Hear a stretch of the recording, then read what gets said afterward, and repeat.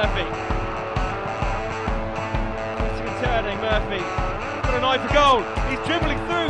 Jamie Murphy! He's won it! A remarkable comeback from Sheffield United. And today's special guest is none other than Jamie Murphy. Jamie, how are you? I'm okay, how are you doing? Yeah, very well, thank you. God, it feels like a lifetime since we were dealing with each other at Bramwell Lane, but it was back in January 2013, I think, when you arrived at Sheffield United. Is that right? I think so. I forget the years. We're all getting older, but yeah, it sounds about right, yeah. Just take us back to that time, because obviously you were at Motherwell and you were a product of their academy. Can you remember how the interest first came about? Yeah, well, it was actually the year before. If the club had gone up into the Championship, I'd been told that they were obviously coming in. So I'm sure I was like all yous watching the playoff final against Huddersfield, the penalties, hoping that they went up, which obviously didn't happen. So it delayed the move for a bit, but eventually got down there the following window. How well were you playing up at Motherwell at the time? Yeah, good. I think the year before we'd kind of got to the Scottish Cup final. I'd played well and scored some big goals, done well in Europe, that kind of thing. So it was time for me to try my luck down south. I mean, I loved it at Motherwell. I had great experiences there, but you know, Sheffield United came in at the perfect time. They were the perfect club for me. And yeah, as soon as I got the chance, I kind of said to Motherwell I wanted to go, and they were happy with it. Was it always your aim to play football south of the border, as it were? Not really, no. Well, funny you say that. Growing up, it was genuine. It was about playing for Rangers. Obviously, my dad was a big fan, but you know, doing well at Motherwell, the next logical step for me was to move down south and see how well I could do down there. And your career, when it started out, did it kind of take the usual path, playing for school, playing Sunday league football, you get scouted? Was it that kind of journey for you? Yeah, all your usual stuff, you know, playing with your friends on a Sunday, playing with your school on a Saturday morning. Eventually going to Motherwell. I think I went to Motherwell about 11 years old, and I was there from obviously under 12s all the way up to first team. So I take quite a pride in that. You know, there's not many people that will do that. So it was a big thing. Always a winger? No, never. That was the funny thing. Sometimes I tell people I didn't play in midfield until I was 19, 20. Right. So at 18, if you'd have told me I had a career playing wide left, obviously 18, I'd have laughed at you, I think. So where had you played up until that point then? I was a striker. Right. And a striker only. But it's pretty much because I was a bit quicker than everyone, and I could score goals, that kind of thing. But you know, when you get older, it kind of changes. You learn new things, and it's took me to where I am. So I can't complain. Good record as a striker? Yeah, I would say so. Yeah, it was all about scoring goals. You know, it wasn't so much about setting up goals. It was about being the one that done all the running and that kind of thing. But yeah, you know, when you get to the first team, I played a little bit as a striker, and they said I wasn't really big enough to kind of stay there. So you end up moving out wide and further back. So, but it's worked out well. Absolutely, did work out well. So did scouts from United come up and watch you at Motherwell? Yeah, I think I'm sure Sheffield United have got a Scottish-based scout. I can't remember. I think it was maybe Jerry Collins, but that might be wrong. So, and John Stevenson, who was in charge of recruitment at the time, had obviously seen me play and kept an eye on me. So it was them that brought me down to the club. And what did you know about Sheffield United before joining, in terms of the history and the reputation of the club?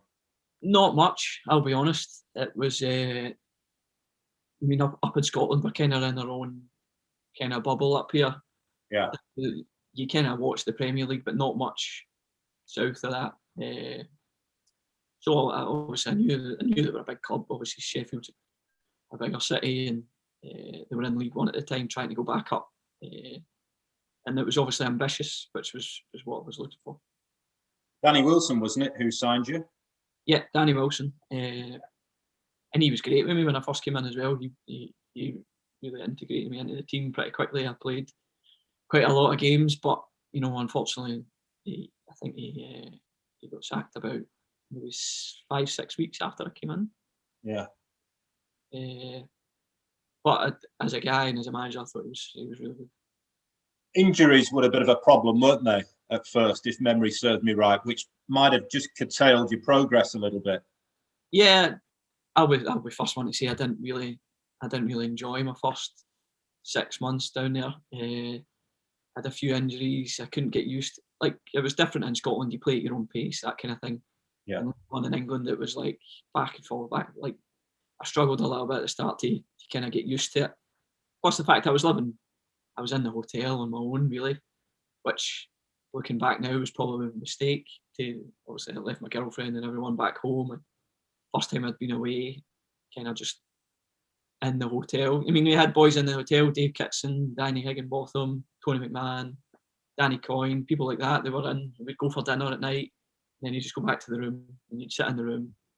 It was just not one of the times I remember fondly. Did you have many nights out to try and bond with the rest of the group? God, nights out seems like a million miles ago now, doesn't it? Oft. The first little bit, not really. We kind of had a very much of a mixture of a group. You had your old veterans, 34, 35, and played a lot, and kind of obviously done their own thing. That was the thing. And then you had the kind of young group. Yeah. So there was a real, not a struggle, but there was a lot of different personalities in the team at the time. So as a team, we never really done it together. And I think it's obviously a big thing. Yeah. Because obviously later on, conversation with Nigel Clough comes in, it really changed. Just to rewind a little bit, of course, when you're at Motherwell, Stuart Mccall will have been your manager, right? Yeah, he was, yeah. So I guess you were able to pick his brains about what United were all about. Yeah, he was first one I spoke to, really, from Motherwell. Obviously been down there, done that before, had some success. Mm. And I think that's really why he was okay with me going, because he knew where I was going to a club like Sheffield United. So we also had our assistant manager, Kenny Black, whose family were from Sheffield, and they still live in Sheffield. So he was a big help. And I know his daughters and his wife, they would all come to the game and I'd speak to them. So it was good to have them there that first bit of time. I would imagine somebody like Stuart Mccall was quite an influence on you as a footballer, Rangers legend, of course, and obviously with what he did at Sheffield United, but a proper football man, eh? He was, yeah. I think he'd still join in training if he could run about like that. But yeah, very energetic, very spoke very well of himself and everyone else. So yeah, it was good to learn of him and a lot of others I had at Motherwell. So when you came down to Sheffield, what were your first impressions of the club? Yeah, well, brilliant. I mean, the stadium, obviously, I kind of fell in love with the stadium straight away. It's a perfect size. It's right on the pitch. So it was great. I know I went to the training ground. Obviously, I'd been at Motherwell, so we used to change at the stadium, have to drive to the field and get changed, come back in your dirty clothes back to there. So to have an actual training ground was quite a big thing for me. So it was obviously different from what I'm used to, but I picked it up pretty quickly. And what about the dressing room that you walked into? You've touched on it a little bit in terms of there were kind of veteran players, perhaps at the other end of their careers, and a younger element too. What was it like in there? What was the chemistry like when you first arrived? It was okay. I mean, it wasn't like no one spoke to everyone. Everyone spoke to each other. Everyone liked each other. You felt that straight away when it came in. But I think it was more myself. I was you could say that, a little bit in awe. Some people, like, obviously I came from up Scotland. Yeah. And down south, you watch people like Dave Kitson playing football in the Premier League years, all that kind of stuff, watch them on the telly. I'm now in the same changing room. Like, how am I equal to him? I know we're in the same team, but I found that a little bit of a struggle. And it was more like we had other players, Danny Higginbotham, people like that, who you looked up to and you watched on the telly, and all of a sudden you're playing with them. I get them to look at me as like a good teammate, do you know what I mean? So maybe that's something that I obviously learned from. I guess it's difficult as well. A manager signs you, and then obviously he goes, and a new one comes in. David Weir, I think, would have been next, who had a really difficult time. And obviously, it's a new manager with, again, different ideas. Was that a challenging period? It was challenging, yeah, but I was confident coming back in. Came back in that pre-season and felt good. I had a good pre-season, scored a couple of goals. Things were going well, and then we lost a few players. We lost Kev McDonald, who he basically kind of tried to build the team around, and then from then on, things just didn't work out. We weren't that good a side. We lost some games we should have won. I think at one point we obviously ended up in the bottom three, which obviously was a disaster at the time. And then you get feelings and people start sending messages. It wasn't the nicest time in the world. You obviously want to do the best you can for Sheffield United, but when the team's not doing well, things change. So it was a bit of a crossroads for me. What I would say, though, in David Weir's defence, and yes, it wasn't a great run that he had as manager. I think what you had to admire, though, was his philosophy. I think his intentions were right, weren't they? He wanted you to play a certain way, get the ball down and play attractive football, but maybe League One wasn't the division to do that in, perhaps. Absolutely. I mean, we were all for it. When a manager comes in and says, right, we're going to play like this, we're going to pass it. I mean, immediately everyone's on board, everyone wants to do it. But then when results start changing and the things you're doing doesn't get you in, I mean, obviously he was a great guy, David Weir, and good assistants, that kind of thing. But when results don't go your way, I think things start to change and you start to think, why are we not winning here? We're trying to play this way, it's not happening. And then a little bit of doubt starts creeping in. Nigel Clough arrives, and that's where we really saw you blossom, didn't we? What was it about him that got the best out of you, do you think? He really simplified the game for me, to be honest. To start with, his first squad, I was left out of the squad. I'll never forget that. Obviously naming the team and the subs, and I wasn't in it, and he came and spoke to me. And I think that was a real crossroads, because I think I could have kicked off, I could have went mad, I went say I want out of here and stuff, but I think he really appreciated the fact that I went, no, it's all right, I'll train hard, I'll try and get back in. And then, lo and behold, 2 weeks later, I'm in the team, and I never really left the team from there, to be honest. Again, another honest bloke, and obviously a true football man. We know about his old man as well. His man management skills seem pretty good as well, as I recall. Yeah, he was a very fair man.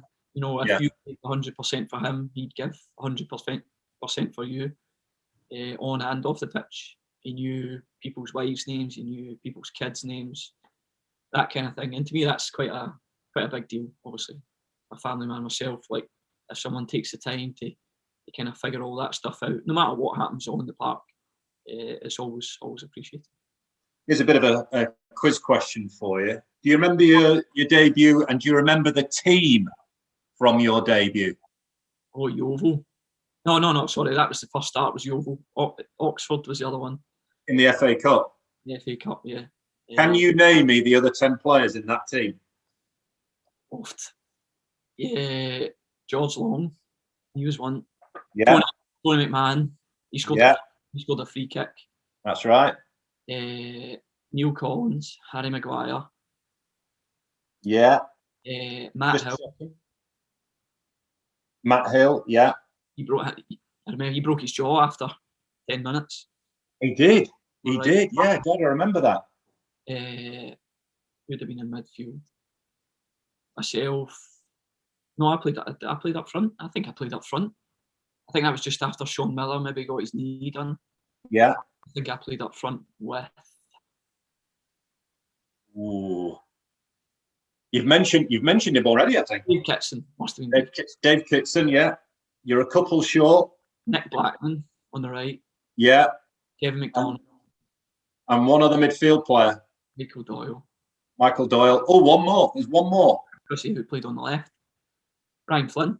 Ryan Flynn. Hey. Ryan Flynn, well done. Yeah. There you go. Enjoyable day that for you? It was, yeah. I mean, it's funny how things work out. My dad came down. He was sitting next to this guy in the crowd who was a Sheffield United fan. He said he was an agent. I never had an agent at the time, and I ended up signing with Phil, my agent, and I've been with him ever since. All because him and my dad met at that game. So, you know, I remember it fondly. Did he get down very often, your dad? Yeah, almost every weekend. Yeah. He likes the whole football experience, and he liked, going to the pub before the game, coming to the game, watching it, going to the pub after the game. So he met quite a few good friends who he still speaks to today. What was the street? Was it London Road? I think yes. There was a pub just off London Road. He used to go, and he'd meet them all before the game, and they'd go to the game together, and then meet after the game. So he loved it down in Sheffield. I hope they weren't giving you any grief in that boozer in front of your dad. I'm sure he probably leapt to your defence straight away anyway. But it works both ways. When you're doing it, I'm sure they were first to say it. And that time under Nigel, is it fair to say that was the first time that you felt really settled? Yeah, definitely. Obviously, we were kind of out the league reckoning already when he first came in, so there was a chance to kind of relax. Like I said, he simplified it for me. It was like he would say to me before the game, just run, just enjoy yourself, and I thought, I can do that. I can just try and enjoy myself now. And it works out that you start doing well, you start scoring goals, you start setting up goals, and that's just the way he done it for me. Things like you start being yourself a little bit. Before I was looking up to people and I was trying to do what they were doing. I'm trying to go in the gym. I'm trying to lift stupid weights because I see them doing it. And then it was more when he came in, it was like, be yourself. Like, prepare for the game how you want to prepare. You don't need to go and lift all these weights and do all this and do all that. Just do what you're good at. And I've kind of kept that on for the rest of my career, to be honest. And obviously his assistant was Andy Garner, wasn't it? Who, was a guy with a very dry sense of humour. Did those two complement each other quite well then? Yeah, you had day two, you had Gaz, his other assistant as well. So, like you said earlier, did we have any nights out and stuff like that before? We didn't. But when they came in, they made it a point to tell everyone to go, when you win, go celebrate together. Like, he took us away on a couple of trips, a couple of team bonding trips, some training, that kind of thing. A couple of times he'd come in and say, right, everyone's going to the Dogs, Sheffield Dogs, Tuesday night. We've bought a booth for you, you can all go there. And it really brought the team together, and I think that was really important at the time, especially for me. When you did have nights out, where did you like to go? We went a couple of places. It's all right, you can talk about it. No one's going to hold it against you. I like to go down memory lane and find out where footballers like to go and hang out. So where did you hang out the most? What was it? We used to go into, was it Revolution, Players? Yeah. Was it Viper Rooms? I'm saying, was it Viper Rooms? I remember it was Viper Rooms. Viper Rooms, yeah, it's still there, I think. Usually led by like all the boys from Sheffield who were there at the time. Yeah. Like Harry, Joe Ironside, people like that who obviously knew their way about. You kind of meet people out. And the thing about playing at Sheffield United is obviously 50% of the city's a big supporter, so you usually get looked after a little bit when you're out. I bet. And there was a Scottish contingent, wasn't there, in that group? Did you gravitate towards the fellow Scots in that squad? I did, yeah. Obviously at the start was Ryan Flynn, Kevin McDonald.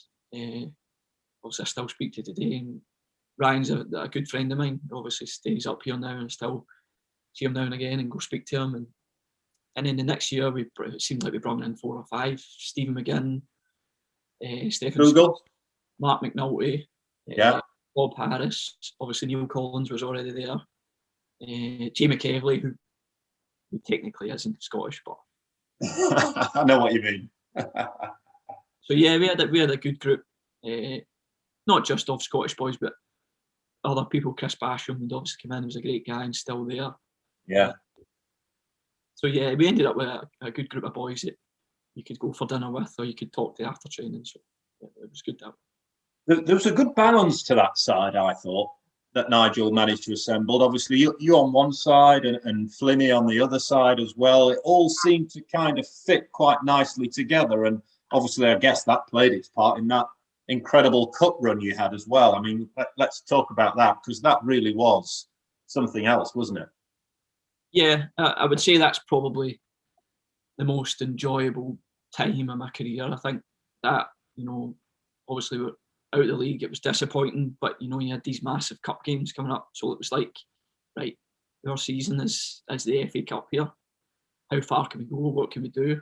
And it all started with Villa Park, Premiership at the time. Managing to score there, Flinny scoring the winner. That was a big day in the start of obviously what was a great period for us. That was a fantastic day. I was there commentating that day for the radio, and I never forget it. Obviously, the result stands out, but when Ryan Flynn scored, and obviously I get rather excited and start shouting, it knocked my equipment off, so we lost the line. So I was frantically trying to dial back into the studios to carry on the commentary. He kind of went halfway through Ryan Flynn's goal. Yours was fine. Yeah, but Flinny's it just dropped. But that was a great day, and obviously the travelling United fans who were there were so many of them. Noise was something else as well, I remember. Yeah, and it wasn't the first kind of big away day I'd had. Obviously, I'd been there, but it was a kind of one where I'd done well and scored, and the crowd were right behind it, and it was a cup game as well. It obviously means a lot. So that was kind of the start of what was to be a good period. And then I think it was Fulham home and away next round. Is that right? Yep. Home game, we had a man sent off. I remember. Is it Doyley get sent off? I think Michael Doyle. Quite possibly, yeah. He had a few. So we done well to get the draw. And then Sean Miller scores the last minute injury time winner away. Another great away day, obviously, for people. Another moment to remember. And then Forest was a big one. Yeah. Forest game I played really well. The Forest game I managed to set 2 goals up the last 10 minutes to kind of send us through. Chris Porter scored the penalty. It was all these games were great. The Charlton game was the next game. That was the Brayford goal, wasn't it? I think that was. In fact, going back to the previous one, there was the one before where I was unfortunate enough. I never got to play in a Sheffield derby. But the round before, we'd got drawn against Sheffield Wednesday if they beat Charlton. And I remember beating Forest and people just running on the park. I think a few fans got on the pitch at the end of the game, like we've got Wednesday in the next round. So everyone was even more buzzing in the changing room. And then obviously they lost. And things work out like that. But the Charlton game was a day I'll always remember. I didn't score, but I remember like celebrating Bray's goal was one of the highlights of my career. Like for a goal that I've not scored. I mean, when that goal and it was just like we're actually going to do it. We're actually going to get to Wembley and play in the FA Cup semi-final. So yeah, they were good times. What about the build up to that semi? What was that like? It was just a surreal time. Everyone was supporting. Like we weren't doing well in the league. That was the thing. But somehow we had the whole of the support behind us. Do you know what I mean? Imagine Sheffield United now not doing great in League One. Like people would be on them, but for the fact that they could see we were given everything, and obviously the cup run had went the way it had, it was it had us all look forward to the game rather than dreading it. If you know what I mean.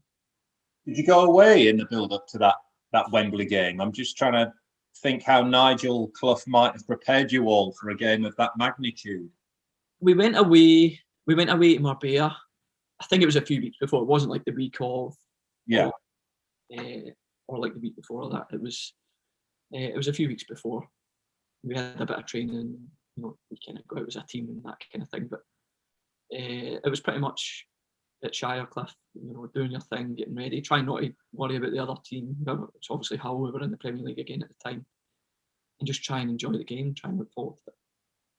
And Nigel was such a calm man, wasn't he? I guess that helps, doesn't it? If you've got a manager who's so calm ahead of such a big game like that, it helps ease any nerves perhaps that you might have. I dare say there will be some, but I guess it takes the edge off. Yeah, I mean, I'm sure he's obviously played in big games like that before. Yeah. He knows how it is. He knows how to kind of prepare us for that. And going into the game, it was never. I don't think any of us were like worrying about they're a good team, we could get really beat here. It was like, let's go, let's see what we can do. It's a great game, wasn't it? Yeah, I think that's the only game where I think absolutely everybody gave everything that they could. I don't think a little bit of luck here and there, we might have got to the final, but I think I remember the last goal, name breaking, Bob Harris trying to run back, he's got cramp, I think he fell over. We still, I think I scored 89 minutes or something like that. We still thought a chance here. And I'll never forget Hull scoring the 5th goal, and then looking back at the Sheffield United end, just the full side standing up applauding. I think they realised that, we gave everything we could. There's nothing to be disappointed about.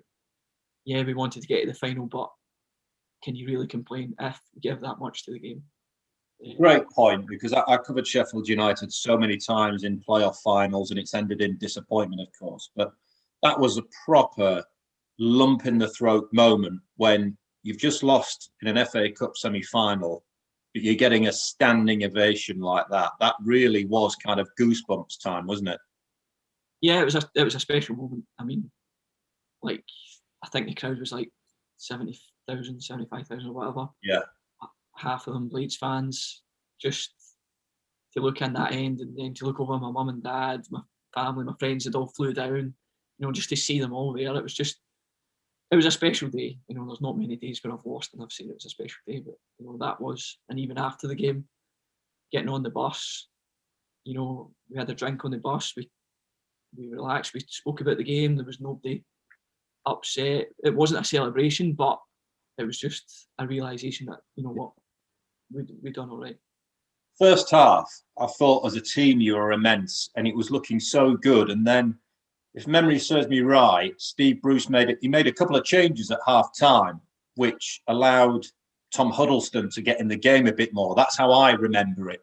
He was on the ball a lot more, able to dictate the game a lot more, and that just seemed to swing it in their favour. Is that how you recall it? Yeah, they came out the traps second half, and they got pretty quick goals. But I think if we got kind of through that period at the start of the second half and not conceded 8 goals, you never know what could have happened. But as I say, it's not a game I look back on with any regrets anyway. No, absolutely. And you've ticked a box. You scored at Wembley. Scored at Wembley, yeah, in an FA Cup semi-final. I don't think, obviously, many people from up here have maybe done that. So, yeah, a special moment. I've still got the shirts around the house. I can see one behind you. I've got, that's the next season shirt. I've been quite lucky. I managed to convert in my garage, so I've got all my shirts kind of hanging around the room just for good memories. And you very nearly got the opportunity to go back again, of course, through the playoffs, and you played in that ridiculously crazy game at Swindon, 5-5. Yeah. Do you remember about that? Just at 3-0 down after 10 minutes, I was thinking, this could be anything. We're obviously 2-1 down from the first leg, then you just went 3-0 up after 10 minutes or so here, so you're thinking, oh no, here we go, what's going on? But credit to all the boys and everyone playing that day. We kind of fought back, never gave up, but it wasn't to be. But that was a big disappointment for me. I wanted to obviously help Sheffield United to go up, and that was kind of a big moment where it didn't really pan out. And Chris Basham, who you mentioned, I think scored in that game. He scored, yeah. remarkable that he's still there now and doing it in the Premier League. I mean, what do you think when you see him playing in the top level? Genuinely, it couldn't happen to a nicer guy. You know, a guy that would come in every day, speak to everyone, have a laugh and a joke with everyone, including the manager and staff. If you were going for dinner, he'd come. If you were going for a drink, he'd come. Just from a nice family as well, nice family man. And, yeah, he deserves all his success, and he's been fantastic for Sheffield United over the last 5 years. Is it 4 or 5 years? Yeah, possibly longer. So it's longer. He deserves all the praise he gets. I felt for Nigel. I thought he deserved more recognition actually for what he did at Bramall Lane during that time. Yes, he got credit for the cup runs, but actually considering where you were as a club, he really had dragged you along, hadn't he? Yeah, and from speaking to him since, I think it really hurt him and the assistant managers to obviously be let go. Yeah. I think people forget when he took over, we were third bottom. Do you know what I mean? We were in the relegation zone. He had 6 months of kind of trying to get us back up to the point where we could compete again next season, get into the playoffs. So I think really if he had one more season, he could have done it for us. But you know, that's football. Like, and people always forget. Like, we got to another semi-final as well, like the Tottenham game, which was special. So you know, he really did do a lot for us, and me especially. So how do you reflect then on your time at Bramall Lane, if you could sum it up in a few words? Memorable. I think that's probably the thing. Memorable moments, like, you know, the game at Wembley, the cup run, the game against Tottenham was a really big one for me as well, because that was just like, I mean, we played Hull and Aston Villa, who were obviously Premier League teams, but like, this is Tottenham. Yeah, different level. Harry Kane, Eriksen, Adebayor, all these people playing. And in fact, the story about the second leg, we played the second leg. I still tell people at this day that's the best. It's the best game I've ever played. I tell people that all the time. Second leg against Spurs, 2-2. Last minute, but you know, coming out, Eriksen scored the best free kick I've ever seen in the first half. Yeah. Coming out second half, that was Shea Adams' arrival, kind of scored the 2 goals, got us back in it. That really put his name on the map, didn't it? And I never Nigel Clough gave him into trouble for celebrating the first goal. I remember that. It was his first goal. He was telling them to get back to the pitch, and I remember him shouting at them. But you know, I remember getting that to the end of that game, and I was sitting before somebody picked me up, and I can just see Adebayor walking towards me, and he's laughing. And I'm like nearly in tears, and he's laughing, and he's clicking his fingers, and he's came up to me and he's going, "Oh, what a player!" And he's looking at me, and I'm like, "Oh, Adebayor saying, like, I'm a good player," and that. Do you know what I mean? So we went in the changing room after the game, and obviously the manager spoke, and I'll never forget. I think it was the 28th of January. Mm. There was a few teams there, and there was a few teams obviously looking at myself that had been doing well. So I got in. He gave his team talk, and then he called me into his office, and he offered me a new contract there in the changing room after the game. Wow. Said the window's coming up. I want you to sign a new deal. I want you to sign it tomorrow. Get your agent to phone tomorrow. And I did. And I did because I was enjoying it. And Nigel Clough was a man like I really respected and I loved playing under. So I did that obviously for him and the club and for myself, really. Yeah. It was interesting because I watched your journey from the start to the end, and obviously watched your development. And we started right at the very beginning of this interview talking about you playing as a winger, but you did play down the middle at times as well. And I do recall a batch of games where you went on this fantastic scoring run. Do you remember it? I can't remember whether it was like 5-6 games in a row where you scored and everything you seemed to hit was going in. Yeah, I remember it. That was kind of just after that game. Yeah. We played Swindon. I scored a double. Yeah. Scunthorpe had scored. There was a few more. There was one, I think, Bristol City, where a keeper comes out, you just dink it over him. Is that right? He's got a couple like that Bristol. around the same time, I think. Yeah, Swindon was the one I dinked over the goalie. Swindon, yeah. Bristol City away was another one. We managed Yeah. to score it. Yeah, it was a good period, obviously, for myself, and on another year, I think keeping the manager and keeping the team together, I thought we might have made it up. So when did it become clear that it was time to move? I knew of interest from Brighton pretty early in the summer window, and then obviously the news came out that Nigel Clough had been let go, which was like a couple of weeks after the season had finished. It wasn't like, I remember it not straight away.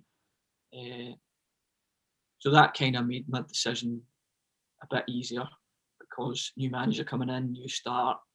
It was Brighton were really keen on me and really wanted to make me down. So I spoke to them. I was honest with the manager and Jim Phipps, it was at the time, who I'd spoke to, saying like, I had ambitions. I wanted to play for my country, which obviously wasn't going to happen in League One. I wanted to try and get to the Premier League. I wanted to try and do the best I could.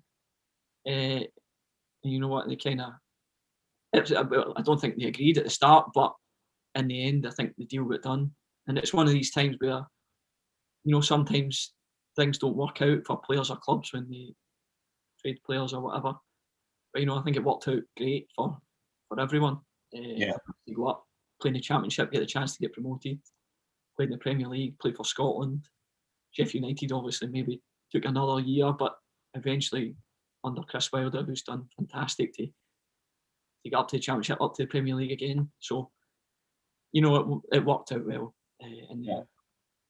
Couldn't move any further south though than Brighton, could you? No, When you started. no. Goodness me. And now you say that, like the first 6 months where I was away and I wasn't enjoying it, Sheffield United, I made sure not to do that same mistake again. My family came down. We had a little girl who was born in Sheffield. She came down as well. Yeah. Yeah. So we bought a house, so there was no hotels for the full time. So, you learn your lessons and you move on. Was Chris Hughton a good manager to work with? Yeah, he was fantastic. Just an honest man. If you weren't playing, he would tell you why. If you were playing, he would really support the team. Something to go and speak to. And I'm very thankful to him as well for what he done for my career. Even in the end, moving from Brighton to Rangers, he was a big part of letting me do that because he knew I wanted to do it so much. So yeah, he's also, along with Nigel Clough, he's played a big part of my career. And of course, you got a taste of the Premier League. I'm sure you'd be the first to admit you'd like to have played a little bit more than you did, but you can say that you played in the Premier League. Yeah, I played a few games, a few starts, and it was enjoyable. Like I'd probably learned from the whole awe thing we were talking about, about coming into the Sheffield United changing room and looking around. It was like that, but it was like, no, I'm doing well. I actually do feel like I belong here. But sometimes things don't work out. You don't play all the time, but it was never any animosity, Chris Hughton or Brighton or anything like that. When it came to the end, it was more thankful for the journey to get into the Premier League, and I'm moving on to a team that I've always wanted to play for. So it worked out. Rangers, I mean, that's the dream, isn't it, to get that move? I mean, how did you feel going up there? Yeah, it was surreal. Like I said, when I was playing football in the back garden with my dad when I was a kid, it wasn't about like getting to the Premier League. It was about to be good enough to play for Rangers. So it was a special moment for both myself and my dad. We get some great pictures. Signing at Ibrox and all this kind of stuff around the house. I've kept all the strips. He's got one up in his house. He's still a big follower, even though I'm at Hibs. He still wants them to do well. Whereas obviously I'm at Hibs. I want Hibs to do the best we can, but you never really change who someone grows up supporting. So it was worth it then, wasn't it? Coming down to England, plying your trade down here, and showing what you're all about to everybody, to end up at Rangers. It was worth it in that sense, definitely. Oh, without a doubt, yeah. I mean, if I'd stayed in Scotland and stayed at Motherwell, would I have became the player I maybe became, and can still obviously play now and that kind of thing? Probably not. I've seen it before.